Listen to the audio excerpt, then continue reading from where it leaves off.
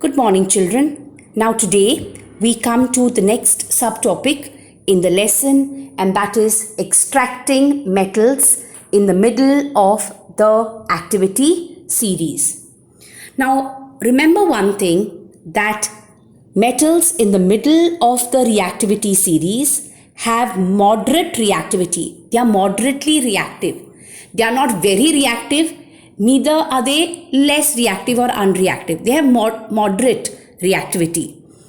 For example, metals like zinc, iron, lead and copper have moderate reactivity. Now, these metals which are moderately reactive are normally present in the form of metal sulfides, or they are present in the form of metal carbonates. Like for example, zinc is present as zinc sulfide, and you also get zinc present in the form of zinc carbonate. Now, always remember that it is easier to obtain a metal from its oxide as compared to obtaining a metal from its sulfide or from its carbonate. So, suppose a metal is present in the form of a metal sulfide or a metal carbonate. It is first converted into oxide, and then that oxide is reduced to a metal. Okay, so now we are going to see how this extraction of metals in the middle of the activity series takes place.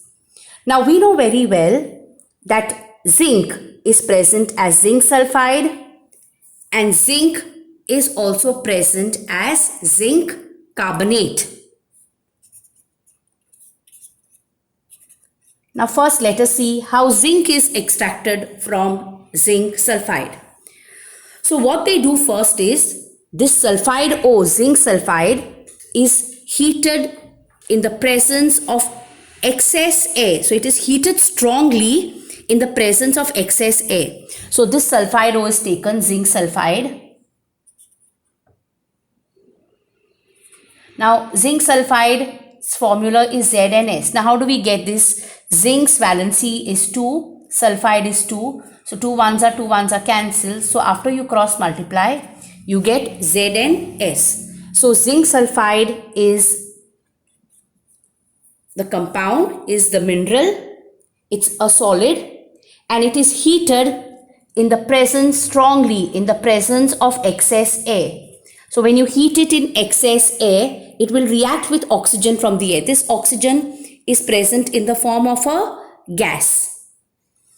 So you take both these and you heat them strongly.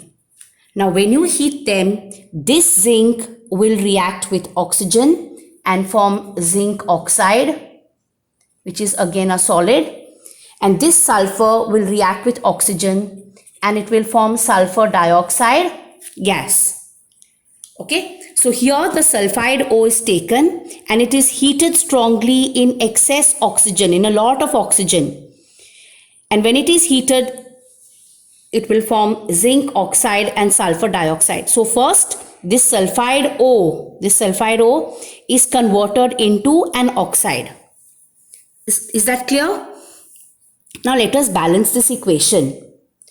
On the left hand side of the equation, you have 1 zinc. Right side you have 1 zinc. Left side there's 1s, 1 sulfur. Right side there is 1s, 1 sulfur. This side there are 2 oxygens on the left. Here there are 3 oxygens. Now even if we write 1 here, you don't get 3 oxygens because 2 ones will be 2. Okay. So then you write the next one, that is 4. You can't make it 3, so let's try and make it 4. So you have 2 2s are 4. How to make these 4? Here there are 2. So if we put 2 here, then it will become 4. But when we write 2 here, this 2 is applicable to zinc also. So we have to make this 2 here. And when we write 2 here, S gets 2. So to make this S2, we have to write 2 here. Now the number of oxygen atoms changes. So you have 2 2s are 4 oxygens plus 2 6. Here you have 4. So 2 into 3. Convert this 2 to 3. So 2 ZnS solid plus 3 O2 gas on heating gives 2ZNO solid plus 2SO2. Now this process of converting a metal sulfide into a metal oxide by heating it strongly in a lot of oxygen in excess air is called roasting. Okay, so it's called roasting. So roasting, remember, is a process in which a sulfide O is converted into an oxide O. Roasting is a process where the sulfide O is converted into oxide O by heating it strongly in the presence of excess air. So there are 2 points here for roasting. So one is roasting is carried out to convert sulfide O to oxide O, and roasting takes place in excess air. Is that clear? Now suppose a metal is present. Now this is what is done for sulfide O. So when it is in the form of a sulfide, it is converted into oxide by heating it strongly in the presence of excess air. Now suppose it is present in the form of a carbonate. Let's say we have zinc carbonate. Now zinc is Zn, valency of zinc is 2, carbonate is CO3, valency again of carbonate is 2. So 2 ones will cancel. So when you cross multiply, you get ZnCO3. So zinc carbonate, ZnCO3 again is the ore. It's in the form of a solid.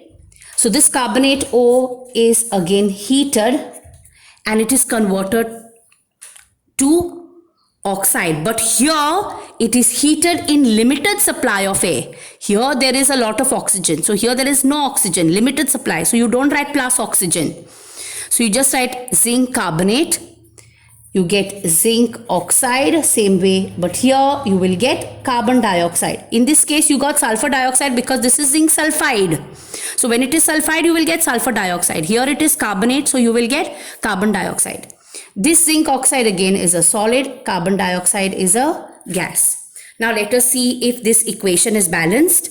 You have one atom of zinc on the left, you have one on the right, one carbon on the left, one carbon on the right, 3 oxygens on the left, and 2 plus 1, 3 on the right.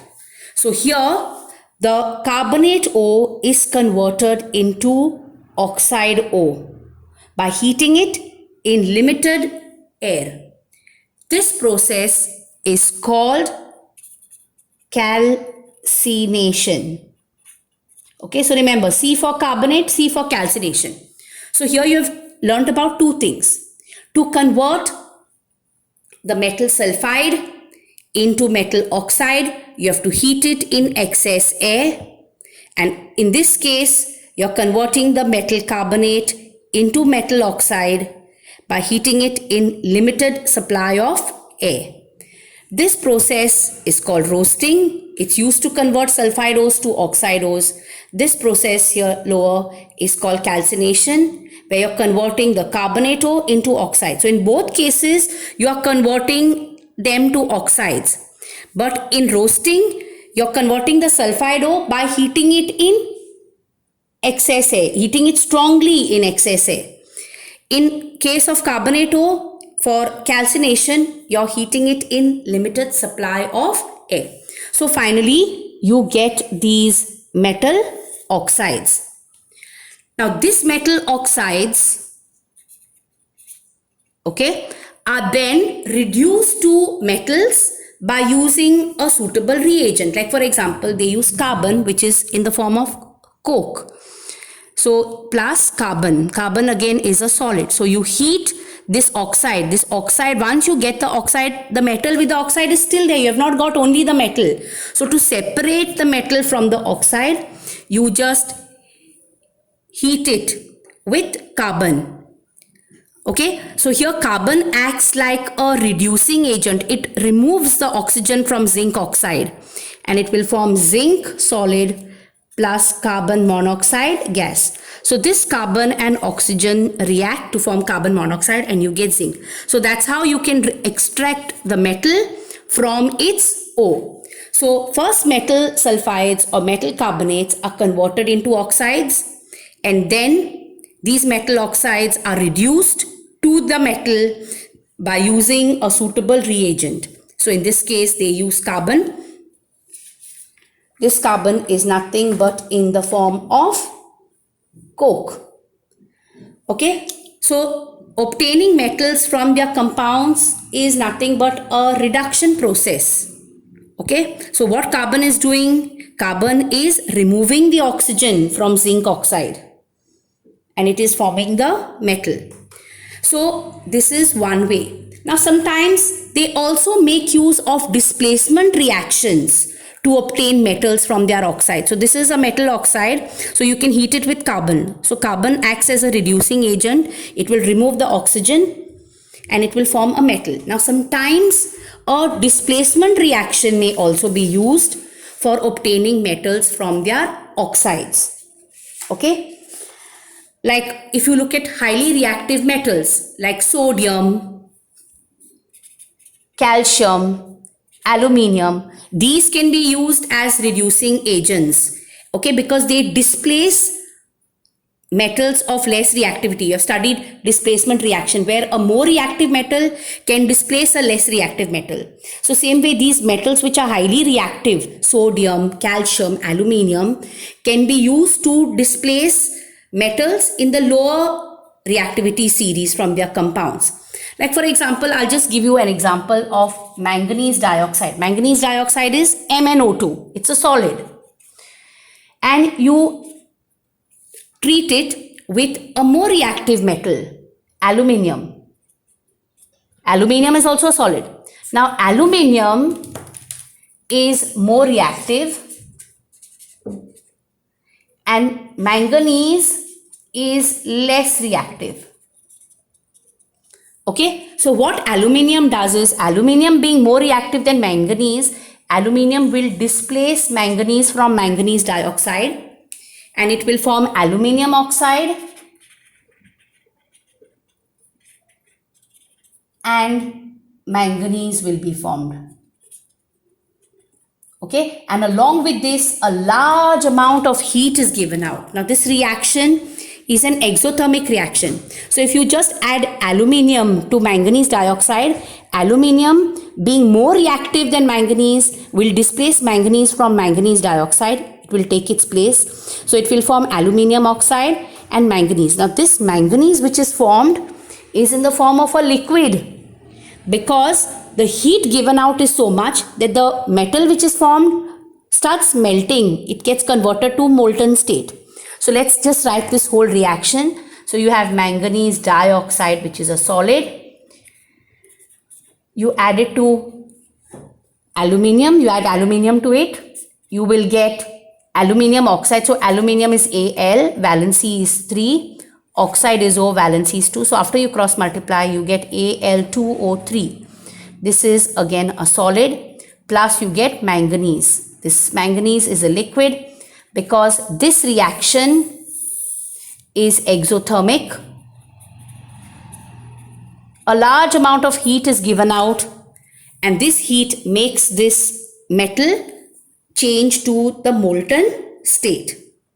So the heat evolved is so large that this metal which is produced is in the molten state. Now there is another reaction which is called Thermit reaction.